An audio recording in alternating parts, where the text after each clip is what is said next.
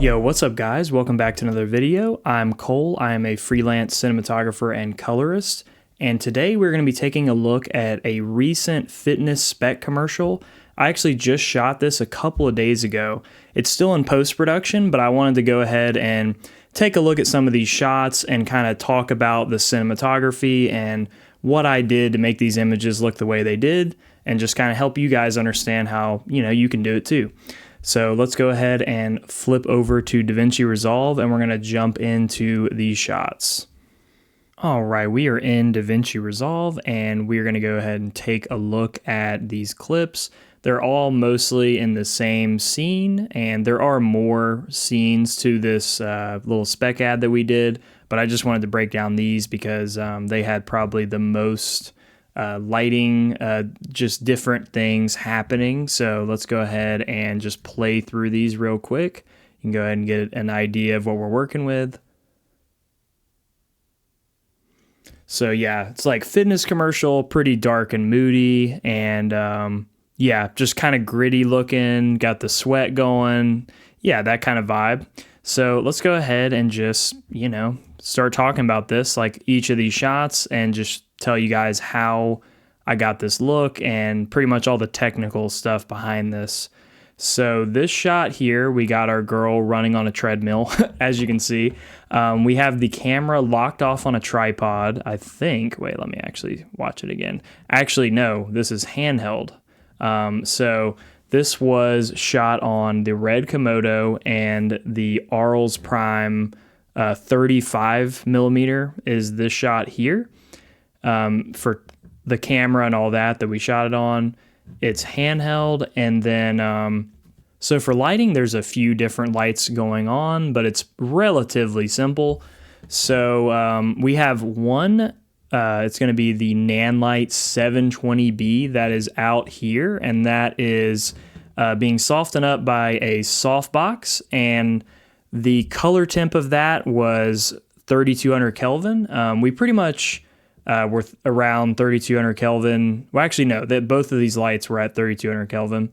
So that light is, it is this way. It's like out of frame over here, and it's pretty much just has like a big soft grid, soft box on it.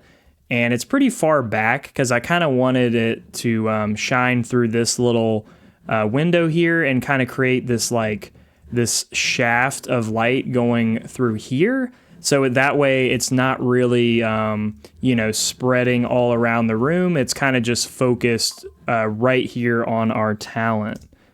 So yeah, that's our main key light there, doing that. And then also, as you'll see, it kind of has this glow looking effect. And pretty much how I got this working is I actually used haze in this setup.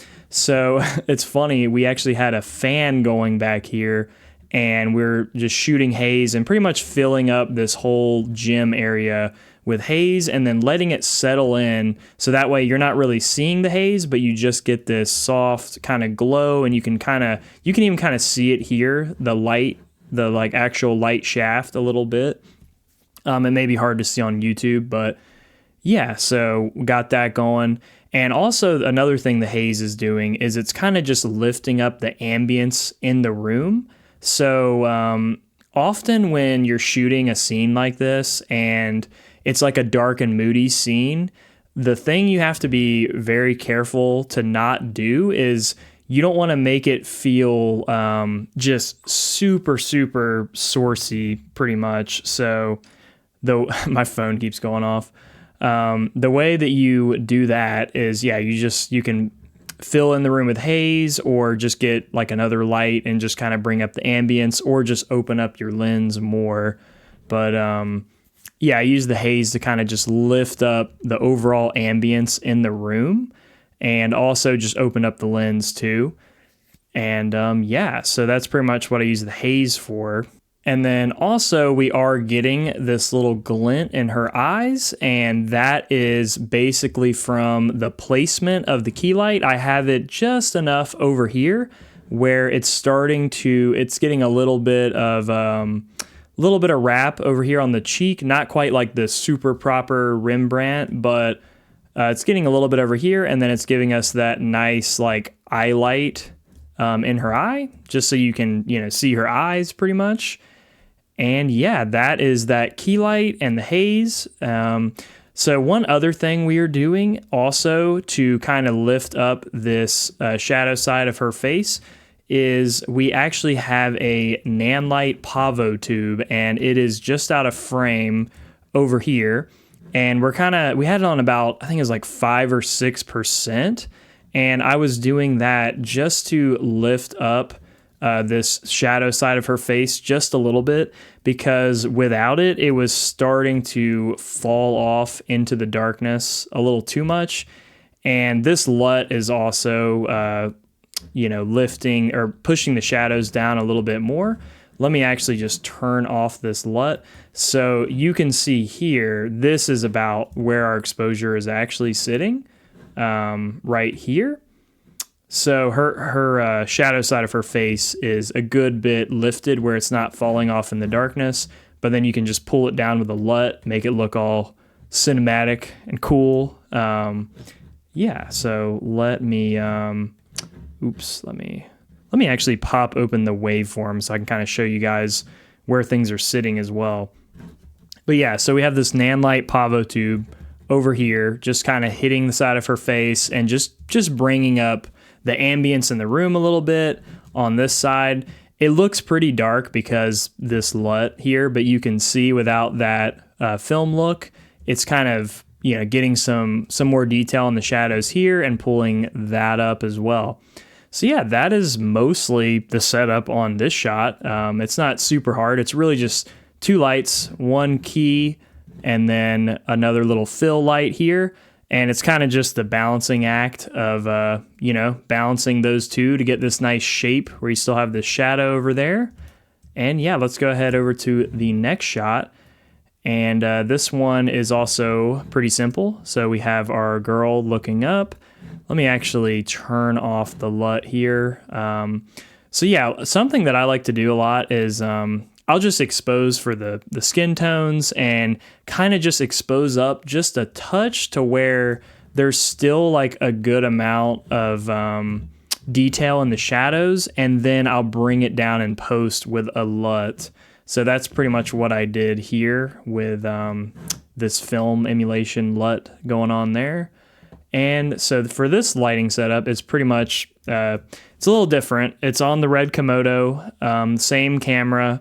And if I show you, we can actually see our camera settings. So we are at 800 ISO. I believe when I shot this, I actually shot it like this. So it was shot at 400 ISO. And the reason I did that was to make my image look a little darker, so that way I just made sure there was enough light hitting the sensor so it wasn't super noisy. And then in post, I just swapped it to 800, flip on the LUT, and good to go. So that way you're, not getting super noisy shadows, and you have a good bit of information in the shadows as well. For the lighting setup, though, we actually had an Amaran F22, and that is pretty much just boomed up over her head, and it's shining straight down because we really wanted this nice, like, moody look. I haven't really color graded this, but you could, like, bring it down even more. And, yeah, so we just wanted this nice top-down light to really just kind of show off, like, her shoulders, and it just really looks cool when you do any kind of athlete with top-down lighting. So that's pretty much the one main key light on this setup. And then also you'll see here, there is a little tiny glint in her eyes. Let me turn this LUT off, it's easier to see as well. And yeah, there is a little bit of a glint here, and that's actually another little, what was that light? It was the little aperture, little tiny light, the little MC Pro. So I was actually holding it was on like a little stand. That's what it was. So it was on like a little stand, and we were just holding that just to get a little bit of glint, because without it, it's kind of like her eyes just fall off into the darkness. So yeah, did a little highlight there so you can see her eyes. And then one other thing on this shot is we actually have a little bounce, and that is up underneath her face here. So it's under here, and that's just giving a little bit of return up onto her face here and just kind of filling in the shadows, because without that it was like just this top light, and then it's like just the top of her head and here, but then her face was like really falling off into the darkness. So we used that little bounce to bounce and return that light as well. And yeah, so that is pretty much that setup, just on a 75. And I believe this was on T2 on our T-stop on the Arles Prime lens on the 75. And that's giving us this nice like kind of fall off. Like you can even see her shoulder here. It starts to fall off into the, out of focus. And it is like just her eyes that are in focus. And pretty much that is it. So let's move on to the next shot. And this next shot is one of my favorites. We got a nice little back shot. And this was my idea. I wanted to get like a cool detail shot just to have like abstract for the edit. And yeah, so we pretty much did a very similar setup, except we wanted it to just be like really this part of her back that was the only thing that was really visible. And then you can see here it starts to just fall off into the darkness, and pretty much like it's not actually clipping. So if I turn this off, you can see there's still some detail there, and it's not like fully clipping, but it falls off into the darkness. And yeah, we turned up the intensity of that F22. It's still the same setup, like boomed over her head, and just crank that up, and then ND down on the lens to kind of darken everything else even more. So the only thing we're really seeing is the little sweat drops.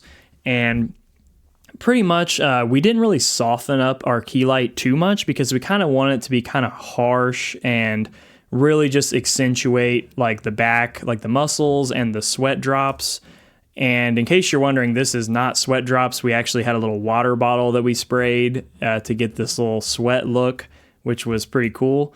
So yeah, that's pretty much that shot. It's really one light. The other lights we're not even using on this shot. So yeah. And then back to this shot, this is the same as that first one. And that's the nice thing, is once you set up the lighting on the first setup, pretty much, you can just go in for the tight basically, and then maybe bring in your lights a little closer if you want. But the wide shot is the hardest to do. And then you do the tight shot and it's pretty easy. And this shot, pretty much the same. We have the room full of haze, and then we have our Nan light, the 720B, just blasting through here, giving us this nice key. And we didn't soften it up like a ton. Like we could have softened it up even more, but since this is like an athlete shoot, we kind of like that more harsh look to just accentuate like the muscles and like all that stuff. Kind of looks cool. And then again, we have our LUT on there that's kind of bringing this down, but there is like all this like shadow information. And a lot of that is because of this haze, and it just lifts up all this ambience. So yeah, it just makes it easier to expose, and just lifts up the room a little bit in the shadows, especially working with the red Komodo, because it doesn't really have a base ISO. If you know about red cameras, the ISO is just a LUT, and it's all about how much light is hitting the sensor, and that's pretty much all that you worry about with red cameras. But if this was on a Sony, you could go up to the second base ISO and you could lift up the ambience in the room. But with the red, it is like not as good in low light. So you pretty much just have to get more light on the sensor. So I'm pretty much just doing that with the haze, and then opening up to like a T2, I believe, on the lens, and just blasting level in through that window right there.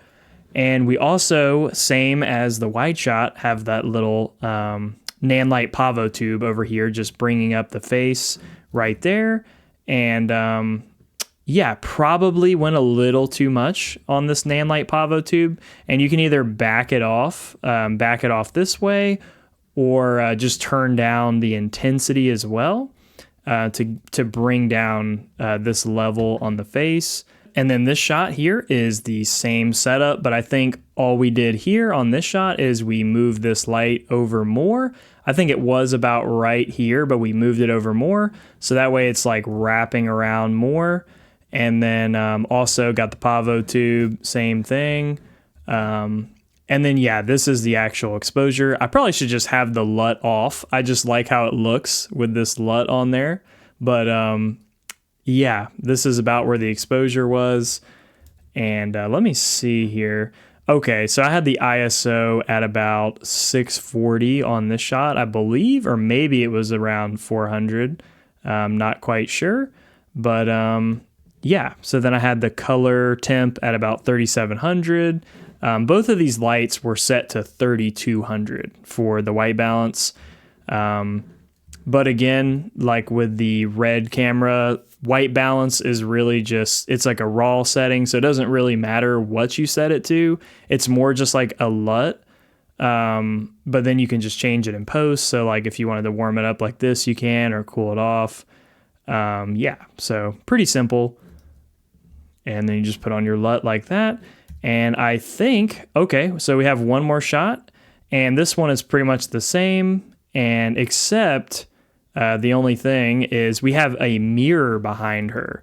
So we actually, if I can get to a shot that is not motion blurred, there we go. So we have the same setup. I think we might have brought the key light in a little closer for this one. And then we also have, you see this thing here, and you're probably like, what is that? And that is actually the Nanlite Pavo tube, but we just have it actually in the mirror to give us like a little visual interest on the left side of the frame. Because when you're looking straight at her, because like the wide shots, we had like a mirror, or we had that window, and we had some other stuff. Without this, it kind of just becomes like just her face and then darkness.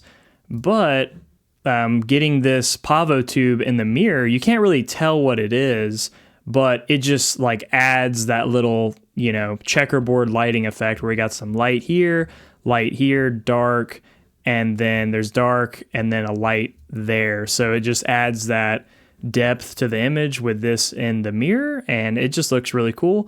It's also in the mirror, and it's also lifting the shadow side of her face as well, because yeah, without it, so I was using the EL zone, and pretty much like her skin was like one stop above the like middle gray, and then over here was it was like -4 stops without this fill because it's so dark in this room.